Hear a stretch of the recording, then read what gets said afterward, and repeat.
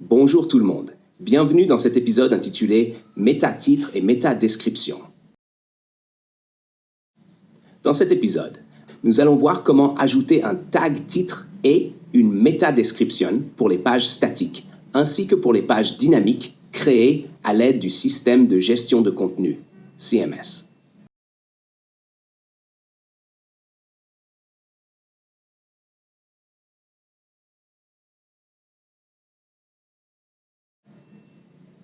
Commençons par les pages statiques. Chers élèves, le méta-titre et la méta-description sont considérés comme des facteurs très importants en termes de signaux envoyés aux moteurs de recherche, comme Google, pour classer votre contenu. Par exemple, si nous cherchons le mot-clé « restaurant Paris », Google nous montre dans les résultats plusieurs informations sur les restaurants qui s'y trouvent. Décortiquons cela un peu plus en détail. Le premier élément que vous voyez est l'adresse du site web. Ensuite, le titre. Enfin, la description. Dans certains cas, on peut même trouver la structure du site affichée dans les résultats, comme pour ce restaurant chinois où parfois même des images peuvent apparaître. Très bien. Revenons maintenant à l'objet de cet épisode. Comme nous l'avons discuté dans l'épisode précédent, chaque page comporte plusieurs facteurs que Webflow nous permet de modifier pour un meilleur référencement. Cliquez sur les paramètres de la page dans Webflow. Dans la section dédiée à l'optimisation pour les moteurs de recherche, vous trouverez deux champs principaux où vous pouvez introduire votre tag titre et votre méta-description. Mais quelles sont les bonnes pratiques pour un bon référencement? Sachez, chers élèves, que le tag titre ne doit pas dépasser 55 caractères, comme Webflow nous l'indique dans une bulle d'information. Selon Google, le titre est un facteur crucial que les utilisateurs lisent attentivement avant de cliquer sur un site. Le métatitre doit donner à l'utilisateur une idée claire et concise de ce que votre site offre ou promet. En revanche, la métadescription doit être comprise entre 155 et 300 caractères. Non seulement les utilisateurs la lisent pour avoir plus de détails sur votre offre ou service, mais Google s'en sert aussi pour mieux comprendre le contenu de votre page. Ainsi, pour une meilleure pratique, les experts en marketing recommandent de rédiger une description attrayante et concise. Très bien.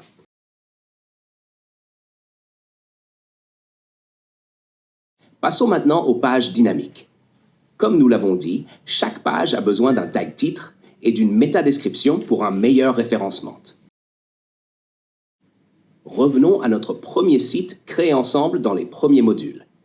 Cliquez sur le système de gestion de contenu, CMS. Maintenant, ajoutez deux champs de texte.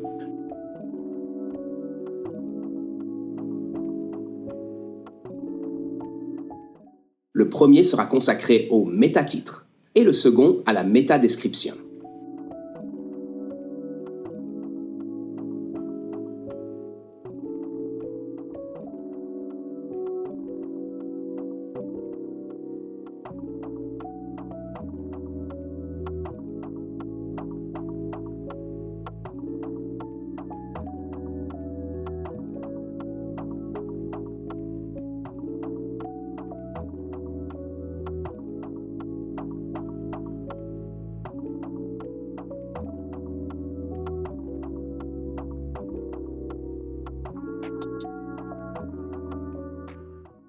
Très bien.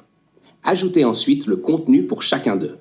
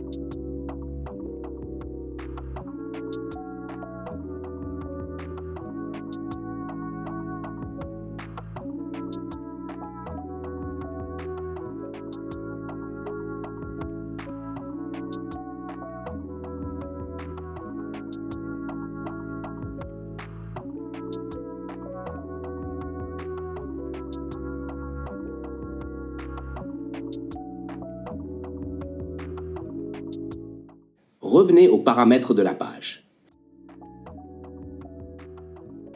Dans la section dédiée au SEO, vous allez extraire le tag titre et la métadescription depuis votre base de données ajoutée au système de gestion de contenu.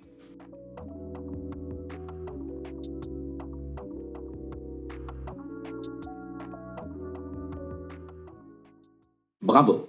Maintenant, vous savez comment ajouter une métadescription et un tag titre à chaque page de votre site ou de celui de votre client. Passons maintenant à un site plus avancé. Si votre site ne comporte que quelques pages, moins de 10 pages par exemple, cette tâche ne prendra pas beaucoup de temps. Mais si vous avez des dizaines de pages, écrire manuellement les métadescriptions et les métatitres deviendra une tâche chronophage. Si vous souhaitez accélérer la rédaction de ces deux composants, Webflow a mis à votre disposition plusieurs applications qui peuvent vous aider à accomplir cela. Je vous invite à jeter un œil sur la plateforme créée par Webflow où vous trouverez plusieurs applications dédiées spécifiquement au SEO. Ces applications vous aident non seulement à créer rapidement des titres et des métadescriptions, mais elles vous suggèrent également des versions plus précises pour votre page.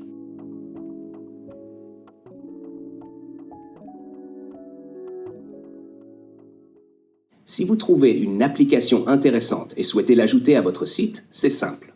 Cliquez sur l'icône des applications ou utilisez le raccourci clavier, lettre E. Recherchez l'application dans la barre de recherche. Cliquez dessus et sélectionnez « Installer sur le site ».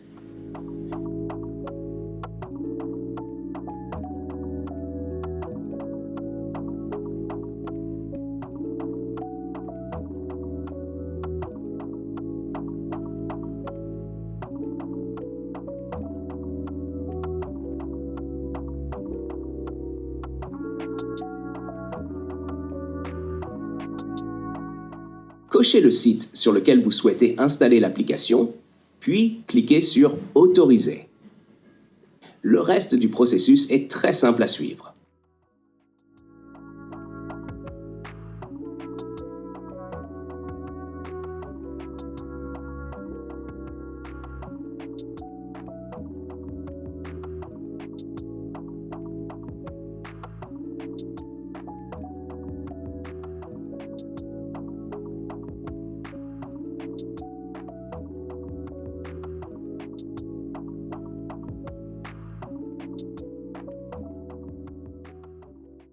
Si, après l'installation d'une application, vous estimez qu'elle ne vous convient pas et que vous souhaitez la supprimer, pas de souci.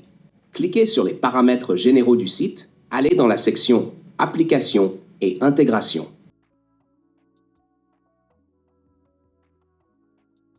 Puis, désinstallez-la en toute sécurité. Très bien.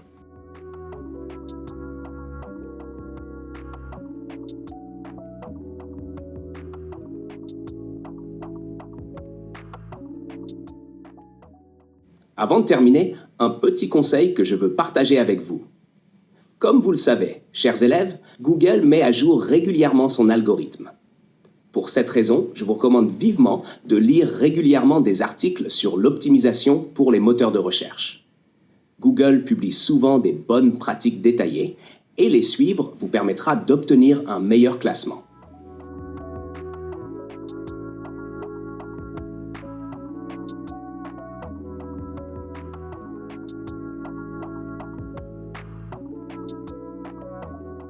Sur ce, notre épisode touche à sa fin. Je vous remercie pour votre attention et passons au prochain épisode.